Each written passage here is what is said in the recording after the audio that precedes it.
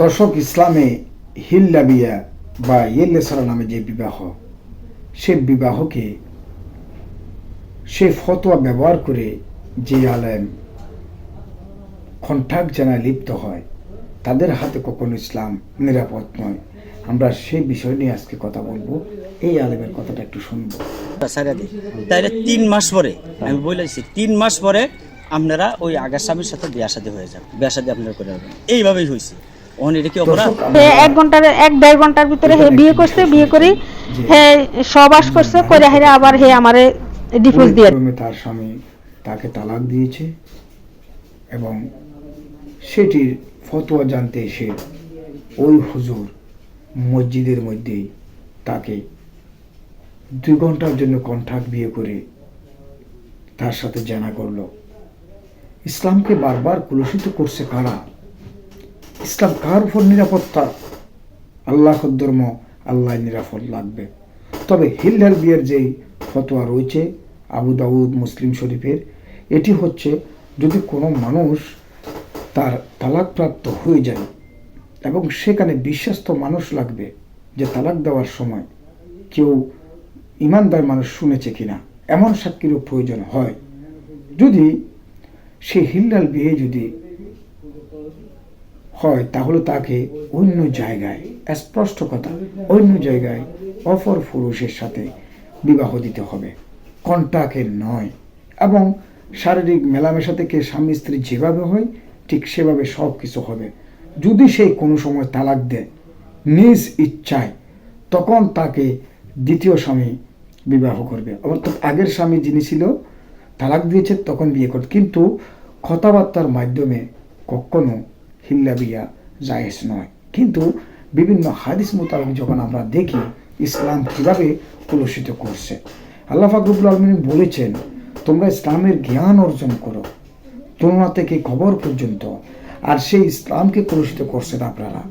বাংলাদেশে হিন্দু বৌদ্ধ খ্রিস্টান 3টি ধর্ম, কিন্তু তারা ঐক্য পরিষদ রয়েছে বাংলাদেশে, কিন্তু ওয়াহাবি সুন্নি জামাত কমে ঐক্য পরিষদ নেই। আজকে আলেম সমাজরা যদি এইভাবে কাজ করে, তাহলে আমরা মূর্খরা বা যারা শিক্ষা অর্জন করে নাই, তারা কি শিক্ষা নেবে জাতির কাছ থেকে? এই আলেম সমাজের কাছ থেকে। যে ব্যক্তি যৌবনটাকে ধৈর্য ধরতে পেরেছে সেটি জিহাদ বলেছে। এটা হাদিস শরীফের একটি রেওয়ায়েত রয়েছে, হাদিস রয়েছে, সেটা জিহাদ বলেছে।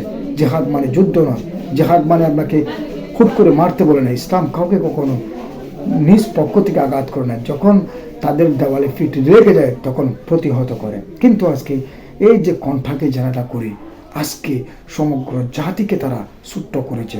অন্যান্য ধর্মের মানুষেরা আজকে আমাদেরকে এই দুর্বলতার সুযোগ নিয়ে আজকে তারা ইসলামের পথে আসতে চায় না। আনো ইসলাম পরিপূর্ণ একটি ধর্ম।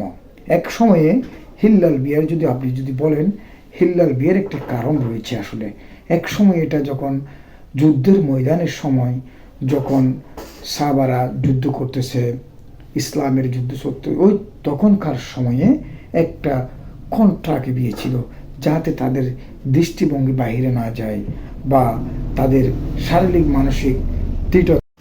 তবে যুদ্ধের সময় যেই জায়েজটা ছিল সেটি হচ্ছে, অর্থাৎ তাদের মেয়াদি একটা বিয়ের আইন ছিল, সেটি রাসূলুল্লাহ সাল্লাল্লাহু আলাইহি ওয়াসাল্লাম আবার সেটা নিষেধ করেছেন। অতএব সেটা করা মানে হারাম। অর্থাৎ কন্ট্রাক্ট বিয়ে ছিল যুদ্ধের সময়। কোনো যুদ্ধ বিধ্বস্ত মানুষ যারা ইসলামের জন্য যুদ্ধ করেছে তখনকার সময়ে তাদের দৃষ্টিভঙ্গি বাইরে না যায়, মানসিকভাবে তারা স্থিতি থাকার জন্য নারীর দরকার, সেই জায়গায় সেটি জায়েজ দেওয়া হয়েছে, তাকে সব কিছু বরণ পোষণ দিয়ে তখনকার। কিন্তু সে কন্ট্রাক্ট বিয়েটি আল্লাহ নবী বন্ধ করে দিয়েছে। যেমনটি জিন্দে নারীকে খবর দেওয়া হতো, নবী আসার পরে সেটি বন্ধ হলো। ঠিক তদ্রূপ এটাও এরকম।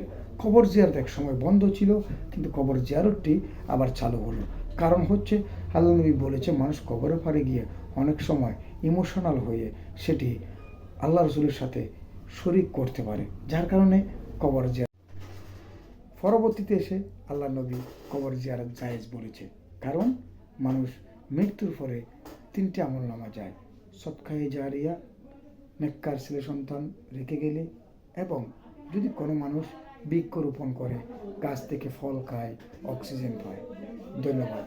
হিল্লাল বিয়ে নিয়ে যে তর্ক হয়েছে তাকে কঠোর শাস্তি দেওয়া হোক। এই ধরনের ইসলামকে তারা কলুষিত করেছে। ধন্যবাদ বিডি মিডিয়ার পক্ষ থেকে।